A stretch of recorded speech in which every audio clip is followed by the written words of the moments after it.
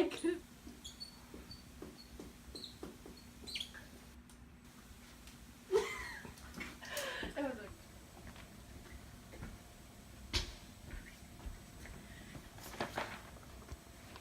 Are you an educator interested in correcting your students' behavior within a 2-week period?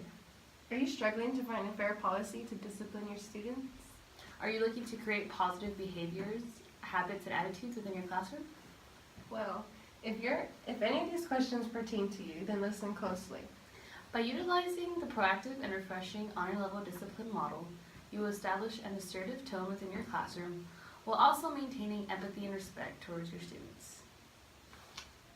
Okay, we're starting with Honor Level 1 Discipline Model. This is when students seldom have difficulty behaving or making good choices. Typically, 70 to 80% of students will be in this group. Okay, so today we're going over our states. Does anybody know the capital of Texas? It's Austin. Thank you for raising your hand. So can you tell me a little bit about how the honor level 1 misbehavior looks like? 2-1. So the Honor Level 1 misbehavior is the self-discipline behavior. This includes, but not limited to, these kids will remain on task. They're trusted to be alone and to do their work by themselves. So these students are often bothered by distractions and disruptions, and they don't appreciate assertive teachers.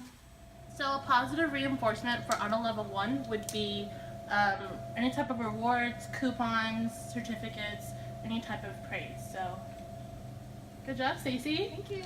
Okay, so that was an example of Honor Level 1 discipline model. Now we're going on to the Honor Level 2 discipline model. So the students typically misbehave 1 or 2 times a week in this 14-day period, and 20 to 30% are in this group. So today we're going over the states of the United States. Can anybody name me the capital of Texas? Cassie? Oh, what? Austin.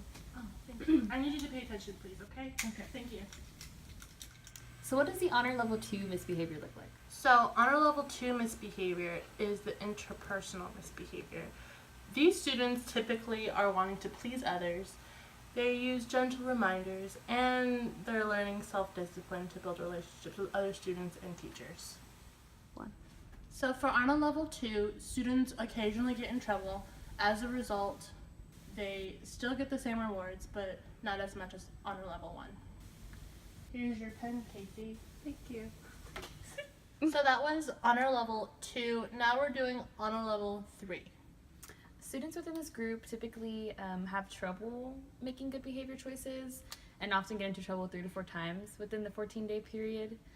And typically 5% of students or fewer will be in this group.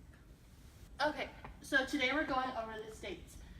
Can anybody name... Do you know what time lunch is? And about half an hour, Stacy. Can anybody name me the capital of Texas? Oh, me. Yes, Cassie. Austin. Good job.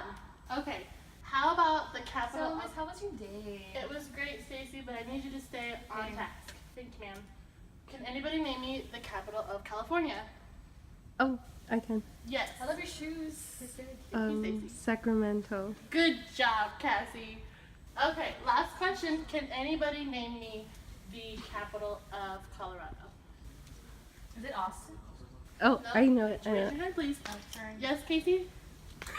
it. Denver. Good job. So what's another misbehavior we'll encounter within the honor level system? So, in the self-serving misbehavior, students are more self-disciplined.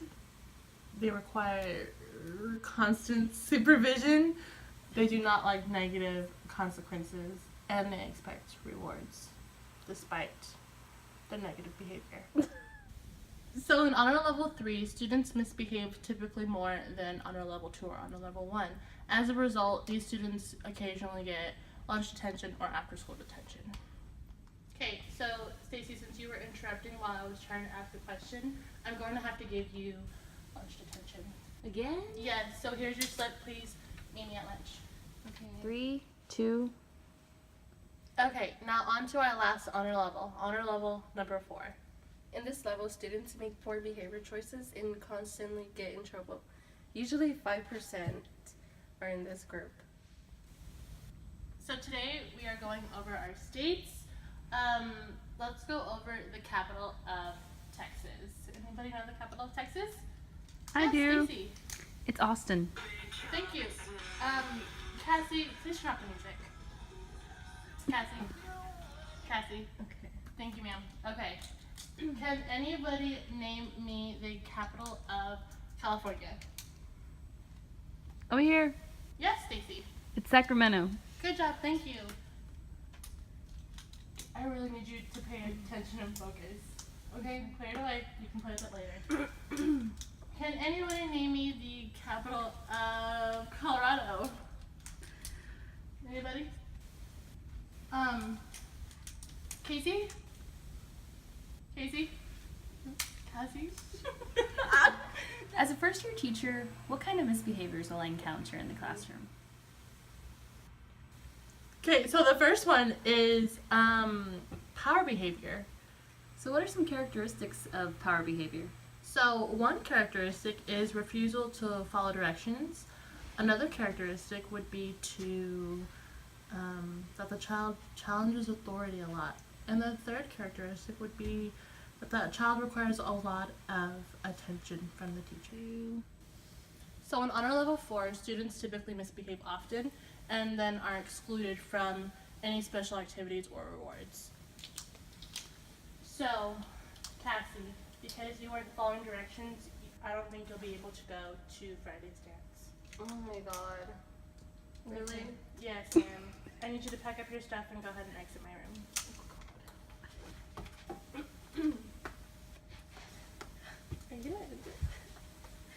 So the purpose of this honor level discipline model is for 1, to help students' behavior while at school and receive support in doing so. 2, motivation for students to receive highest level of achievement. 3, create a positive learning environment that aids and promotes learning.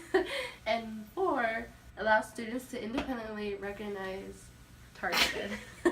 So Bud Churchward's philosophy for his honor level discipline is that students perform better on different levels of discipline.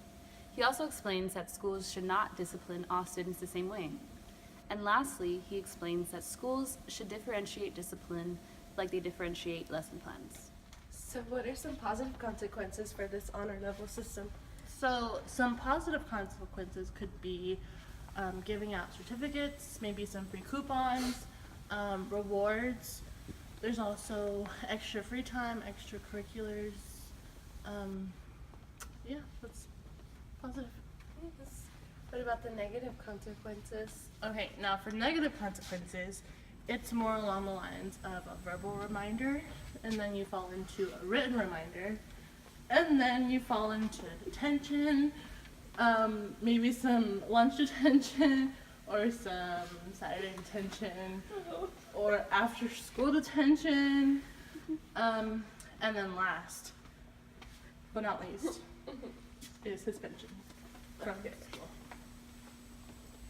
Nice, thank you. So if you're looking for better ways to Promote better behavior. or And keep your students on task. use our honor level discipline model. So in honor level 4, okay, today we're going over our states. Can anybody name me the capital of Texas? Good job, Stacy. Thank you for raising your hand. It's us.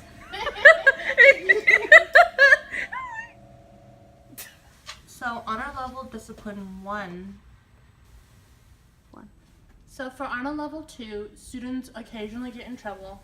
As a result, they still get the same rewards, but not as much as honor level 1.